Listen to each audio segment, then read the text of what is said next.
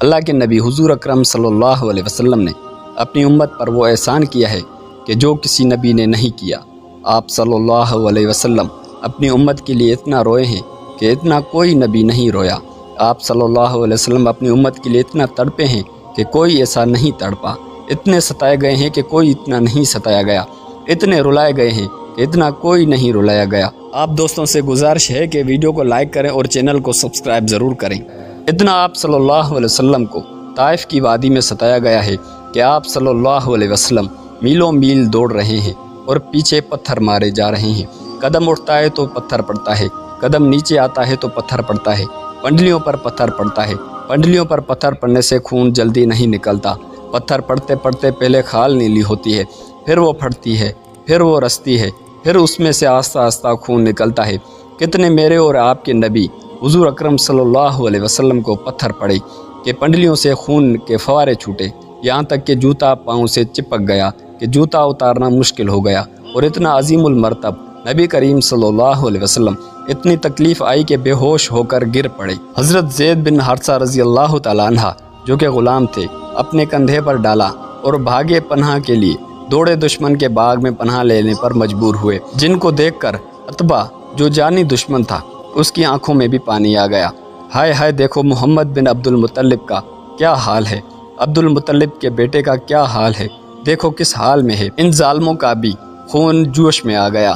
جو رشتہ دار تھے، اس وقت ان کی رشتہ داری نے جوش مارا اور اپنے غلام عداس کو انگور کا ایک گچھا دے کر بھیجا کہ جاؤ ان کو کہو دشمنی اپنی جگہ پر ہے، رشتہ داری تو ہے نا، انگور ضرور کھا لو۔ جن کی تکلیف پر جانی دشمن بھی رحم کھائے، اور آپ صلی اللہ علیہ وسلم کا یہ حال ہے کہ اس کو دیکھ کر پھر اپنے زخم بھول گئے۔ اور ایک حدیث میں آیا ہے کہ حضور اکرم صلی اللہ علیہ وسلم ہر ایک کو اللہ کی بات کرتے تھے، یہ نہیں دیکھتے تھے کہ یہ سمجھدار ہے اس سے بات کروں اور یہ بے سمجھ ہے اس کو چھوڑ دوں، سب سے بات کرتے تھے۔ جب وہ غلام آیا تو آپ صلی اللہ علیہ وسلم نے یہ نہیں سوچا کہ سرداروں نے تو نہیں مانا، غلام سے کیا بات کروں۔ کہا کون ہے؟ کہا کہاں ہے؟ کہا جی آ جاؤ، نینوا کا ہوں۔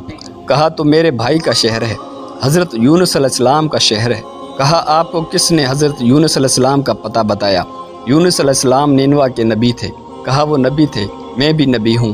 سورہ یونس پڑھ کر سنائی تو اس نے پاؤں چومنے شروع کر دیے اور کلمہ پڑھ لیا، ایمان لے آیا۔ تو عتبہ کہنے لگے لے بھائی، ہمارا غلام بھی برباد ہو گیا۔ جب وہ واپس آیا تو عتبہ نے کہا عداس تو ہمارے پاؤں تو چومتا نہیں، اس کے پاؤں کیوں چومے ہیں؟ واللہ یہ اللہ کا نبی ہے، یہ سچا نبی ہے، اور اس کے ماننے اور اس کے پاؤں چومنے ہی جنت ہے، اس کے پاؤں چومنے سے ہی نجات ہے۔ میرے محترم بھائیوں اور بہنوں، ہمیں زندگی گزارنے کے لیے کسی کو نہیں دیکھنا، حضور صلی اللہ علیہ وسلم کو دیکھنا ہے، حضور صلی اللہ علیہ وسلم کے طریقے کو دیکھنا ہے، کیونکہ آپ صلی اللہ علیہ وسلم کی زندگی ہمارے لیے نمونہ ہے۔ ہم آپ صلی اللہ علیہ وسلم کے حکم پر، آپ صلی اللہ علیہ وسلم کے طریقے پر زندگی گزار دیں گے، پھر یہ غیر کو دیکھیں، نہ آپ کو دیکھیں، نہ ماحول کو دیکھیں، یہ دیکھیں کہ میرا اللہ کیا چاہتا ہے۔ آپ دوستوں سے گزارش ہے کہ ویڈیو کو لائک کریں اور چینل کو سبسکرائب ضرور کریں۔ حضرت عمر رضی اللہ تعالیٰ عنہ کے زمانے میں ایک گویا تھا، چھپ چھپ کر گاتا تھا۔ گانا بجانا تو حرام ہے، چھپ چھپا کر گانے میں وہ اپنا شوق پورا کرتا تھا۔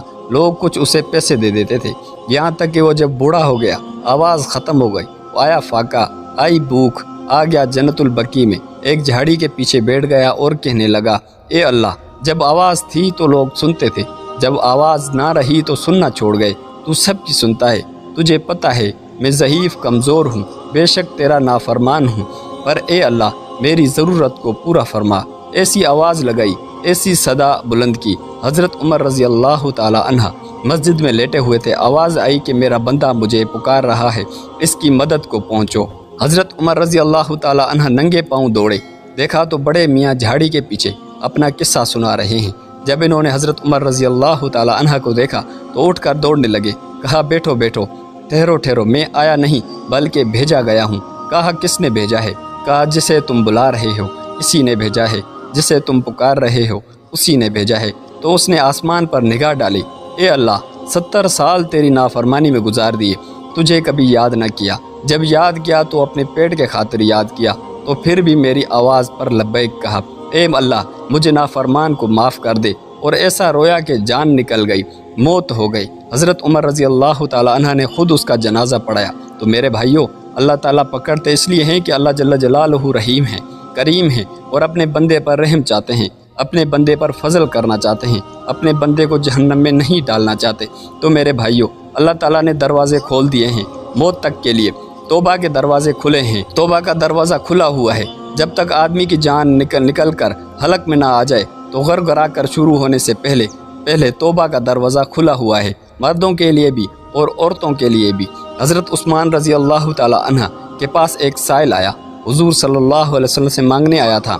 आप सल्लल्लाहु अलैहि वसल्लम ने कहा, उस्मान रज़ी अल्लाह ताला अन्हा के पास चले जाओ। उस्मान रज़ी अल्लाह ताला अन्हा से मांगने गया। वो बीवी से लड़ रहे थे। किस बात पर?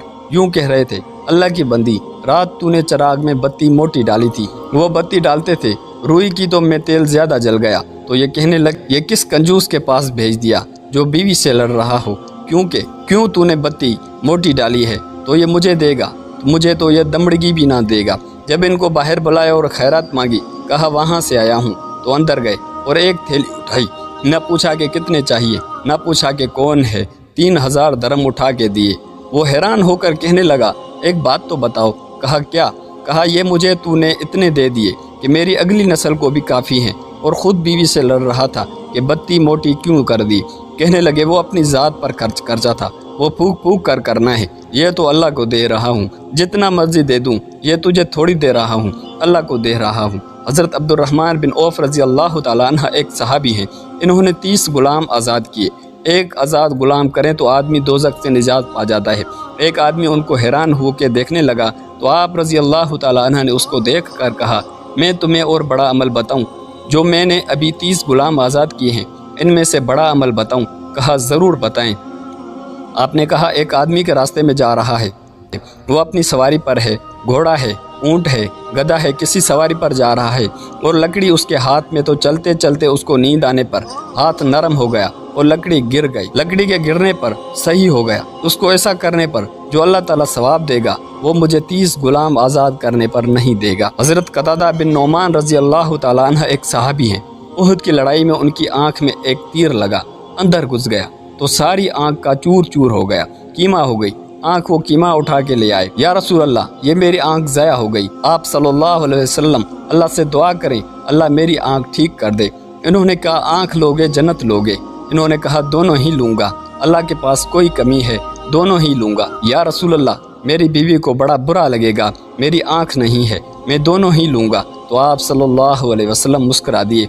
वही कीमा सा उठाया और उसकी आँख के ढीले में रखा और यूं हाथ फेरा, ए अल्लाह, इस आँख को दूसरी से खूबसूरत कर दे। तो आप सल्लल्लाहु अलैहि वसल्लम का हाथ पीछे हटा तो आँख दूसरी से खूबसूरत होके चमक रही थी, देख रही थी।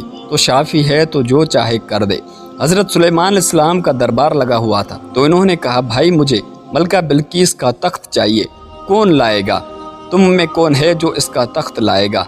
तो एक साइंसी ताकत बोली, मादी ताकत का लफ्ज़ क़यामत तक के लिए है। आज का एटम बम का लफ्ज़ मादी ताकत के लिए बोला जाता है।